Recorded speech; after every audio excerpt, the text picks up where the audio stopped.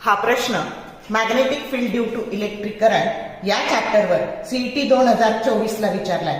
The strength of magnetic field at a perpendicular distance x near a long straight conductor carrying current I is B. The magnetic field at a distance x by 3 from straight conductor will be option A B by 3, option B 3B, option C B square by 9 and option D 9B square.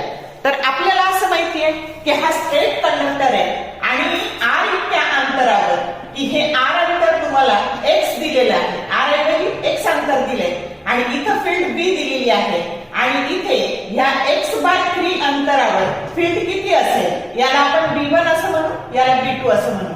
मग आता त्याचा फील्डचा formula असतो किंवा magnetic induction at a distance r, तो जो formula असतो μ0I divided by 2 पाय r. बाकीच्या क्वांटिटी कॉन्स्टंट आहे म्हणून हे मॅग्नेटिक इंडक्शन आणि डिस्टन्स एकमेकाच्या कसे बदलतं तर इनव्हर्स प्रपोर्शन मध्ये बदलतं. आणि म्हणून मग B2 बाय B1 जर घ्यायचं तर विरुद्ध B2 च्या वेळेस डिस्टन्स किती आहे तर x बाय 3 आहे, मग इनव्हर्स म्हणून इथे खाली घ्यायचं आणि B1 च्या वेळेस x आहे तर इनव्हर्स म्हणून या पद्धतीने घ्यायचं ते. आणि मग x divided by x by 3, x काय झालं कॅन्सल झालं.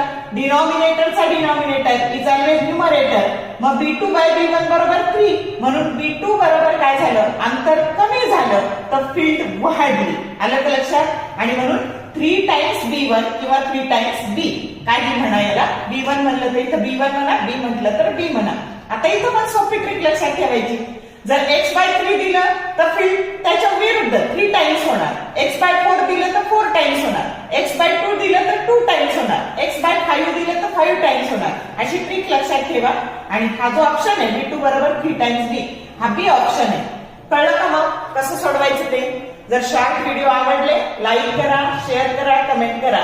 For more useful tips and tricks keep watching wings of physics. Thank you very much.